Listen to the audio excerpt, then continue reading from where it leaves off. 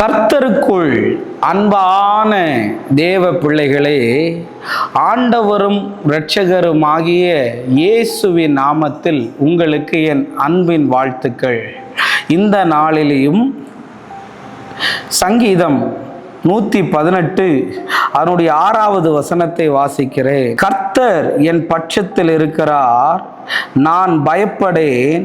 மனுஷன் எனக்கு என்ன செய்வான் என்று எழுதியிருக்கிறத பார்க்க முடியும். இந்த காலை நேரத்தில் ஆண்டவருடைய வார்த்தை உங்களை தேடி வருகிறது. நான் பயப்பட மாட்டேன் என்று சொல்லுங்க. ஓ, வேத வசனத்தை பார்த்தீங்களா? கர்த்தர் என் பட்சத்தில் இருக்கிறார், அதனால நான் பயப்பட மாட்டேன்னு அவர் சொல்லுகிறார். மனுஷன் எனக்கு என்ன செய்வான்னு இன்னைக்கு உங்களுக்கு அந்த வசனத்தை சொல்றேன். மனுஷன் உங்களுக்கு என்ன செஞ்சாலும் நீங்க பயப்படாதீங்க, ஏன்னா கர்த்தர் உங்க கூட இருக்கிறார். ஆமென் சொல்லுங்களேன். கர்த்தர் உங்க கூட இருக்கிறார்னு எப்படி தெரியுமா?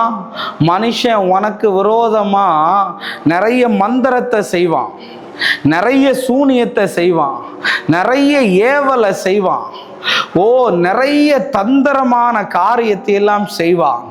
ஆனால் இவைகளையெல்லாம் செய்துட்டும் இன்னைக்கு ஒன்றும் சேதமில்லாமல் நீ நிற்கிறாய் என்றால் நீ சொல்லு, நான் நிற்கிறது அவரை நம்பி இருக்கிறதுனால இதுக்கெல்லாம் நான் பயப்பட மாட்டேன்னு. ஆமைன்னு சொல்லுங்களேன்.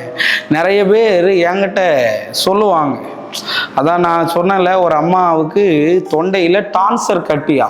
டான்சர்னா என்னது? ஒரு தைராய்டோட சம்பந்தப்பட்ட ஒரு கட்டி. அந்த அம்மாவுக்கு படிப்பறிவு அவ்வளோவா இல்லாததுனால அது கேன்சர்னு விழுந்துருச்சு. என்கிட்ட ஃபோன் அடித்து ஒரே ஒப்பாரி, டாக்டர் எனக்கு கேன்சர் இருக்குன்னு சொல்லிட்டாங்க, எனக்கு தொண்டை வலிக்கிற மாதிரி இருக்கு, ஐயையோ என்ன பண்ணுறதுன்னு தெரியல. அம்மா ஒரு நாள் வாங்கன்னு அப்பாயின்மெண்ட் கொடுத்துட்டு ரிப்போர்ட்டை காட்டுங்கன்னு. எப்போ யார் வந்தாலும் ரிப்போர்ட்டை வாங்கிட்டு ஜோம் பண்ணுறதை அனுப்புவேன். ஏன்னா அதில் எழுதியிருக்கெல்லாம் பொய்யா மாறட்டும். இப்போ நான் அதில் பார்த்தா, அம்மா அதில் கேன்சர்னு எழுதலை, டான்சர்னு எழுதியிருக்கு, உங்களுக்கு கேன்சர் இல்லைன்னு. அப்படியா தம்பி அப்படின்னு பார்த்தியா? ஒரு எழுத்து மாறினாலே நிறைய பேருக்கு பயம் வந்துடுது. இன்னைக்கு நான் சொல்ல வர ஒரு சின்ன கட்டி வந்தா, ஐயோ இது கேன்சர் கட்டியா இருக்குமோ, இந்த வயிறு வலி வந்துச்சுன்னா வயிற்றுல கேன்சர் வந்திருக்குமோ. இன்னைக்கு நான் சொல்ல வரேன், எதை நினைச்சும் நீ பயப்படாத, கர்த்தர் உன் கூட இருக்கிறார். சொல்லு, நான் பயப்பட மாட்டேன்னு தைரியமா சொல்லு. நீ பயப்படவே பயப்படாத, ஏன்னா கர்த்தர் உன் பட்சத்தில் இருக்கிறார். இன்னைக்கு வரையும் சொல்ல முடியும், ஆண்டவரோட இருக்கிறேன்னு சொல்றவங்களே எனக்கு விரோதமா எவ்வளவோ எழும்புனாங்க தெரியுமா, எப்படியெல்லாம் பேசுனாங்க தெரியுமா. ஆனா எனக்கு விரோதமா எழும்புனவங்க தான். ஆனா இன்னைக்கு ஆண்டவர் என் கூட இருந்ததுனால திரும்பவும் மார்பு தட்டி சொல்லுவேன், அவங்களால ஒன்றும் என்ன செய்ய முடியலை.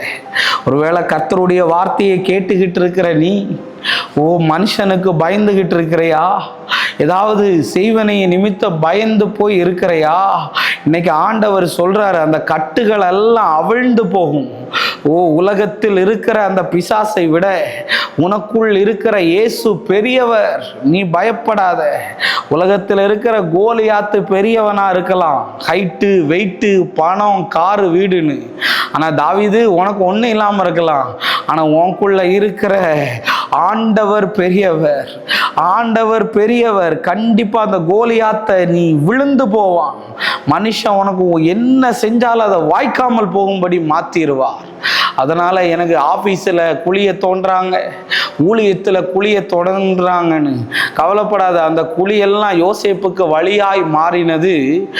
சத்துரு அவன் வெட்டின குழியில அவனே விழுந்து போக வாய்ப்பாய் மாறும். கவலைப்படாத. மனுஷன் உனக்கு ஒன்றும் செய்ய மாட்டான், நீ பயப்படாத. கர்த்தர்.